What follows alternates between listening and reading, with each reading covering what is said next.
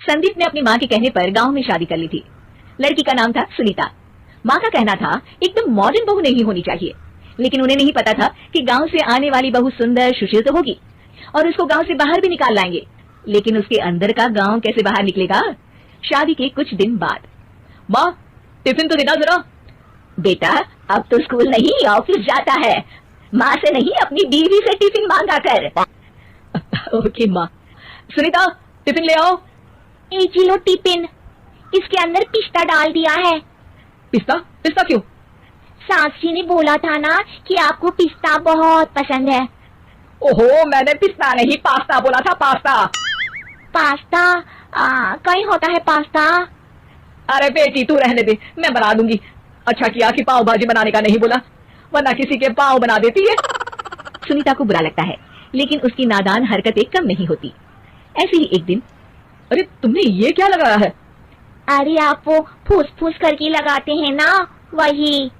Deo? कहाँ दियो? किसको दियो? अरे वही ना जिससे खुशबू आती है। हाँ हाँ सही पकड़े हैं। अच्छा लेकर तो आना। कौन सा डियो लगाया तुमने? अभी लेकर आते हैं जी।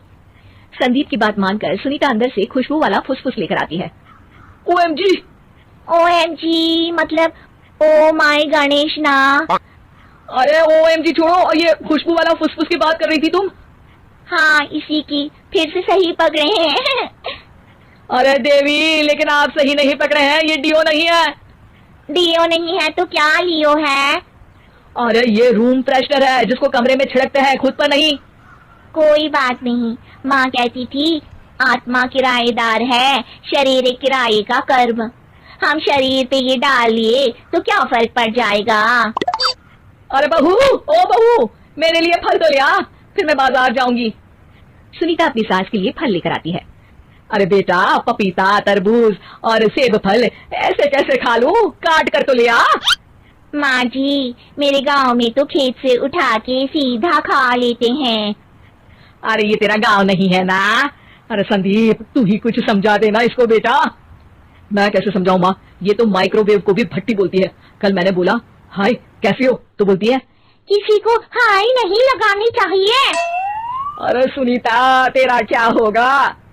अभी तो कैसे बताऊं माँ जी, अभी हम कुछ करेंगे फिर पता चलेगा क्या होगा, लड़का या लड़की। हे भगवान, कहाँ से आ गई है? रामपुर से जी, आप ही तो लेकर आए थे मुझे। अरे मुझे माफ कर दो। पहले कोई गलती तो करिए जी, आपकी तो सारी गलती माफ कर देंगे हम। हाँ अरे बहू मेरी बात सुन, फल यानी कि फ्रूट जब भी लाए ना तो काट कर लाना, ठीक है? जी ठीक है माँ जी, फल यानी फ्रूट यानी काट के लाऊंगी। सुनीता रोज ही कोई ऐसी हरकत कर देती जिसकी वजह से उसे घर में दो बातें सुननी पड़ती। एक दिन, माँ मेरे बॉस घर पर आने वाले हैं शाम को, उनका बर्थडे है, फैमिली साथ नहीं रहती उनके, तो यही पार्टी कर लेंगे। उनको अच्छा लगा तो शायद मेरा प्रमोशन भी हो जाएगा। मैं ना फ्रूट केक लाकर फ्रिज में रख दूंगी और तेरे साथ आज खाना मैं बनाऊंगी ताकि जब साहब आए तो खाने में कोई गड़बड़ ना हो। शाम को जब सारी तैयारियां हो जाती है, संदीप के साथ बड़े साहब भी घर आते हैं।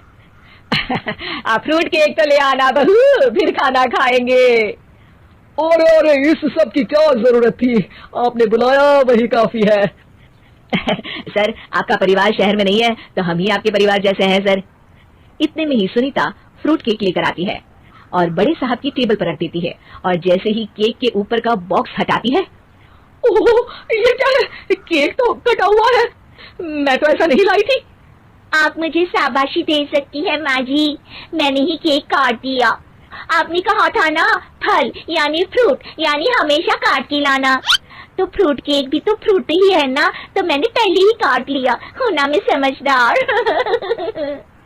अरे बहू ये क्या किया, केक हमेशा वही काटता है जिसका जन्मदिन होता है, तुझे एक बात भी समझ नहीं आती, एक नंबर की बेवकूफ है। पूरा माहौल बिगड़ चुका था। संदीप को लगने लगा था कि साहब उसे प्रमोशन तो दूर की बात है कहीं डिमोशन ना दे दे, लेकिन साहब बीच में ही बोल पड़ते हैं, अरे कोई बात नहीं, ये इनकी बेवकूफी नहीं है, इनका भोलापन है। बेटा आप कहाँ से हो? रामपुर गांव से। अरे वाह, गांव से, फिर तो आपके गांव में ताजे फल और सब्जियां मिलते होंगे। हाँ सही पकड़े हैं, हम तो काटते भी नहीं, सीधा खा लेते हैं। मैं ना एक बार तुम्हारे गांव घूमने जरूर चलूंगा। क्यों संदीप, ले चलोगे ना? मुझे गांव घूमना बहुत पसंद है। बस फिर क्या था, संदीप और सास दोनों खुश हो गए क्योंकि साहब को सुनीता ने गांव की बात करके खुश कर दिया था। अब संदीप का प्रमोशन पक्का था। शिक्षा, कभी भी किसी भी गलती पर घबराना नहीं चाहिए। हो सकता है कि उस गलती की वजह से आगे बड़ा फायदा हो जाए।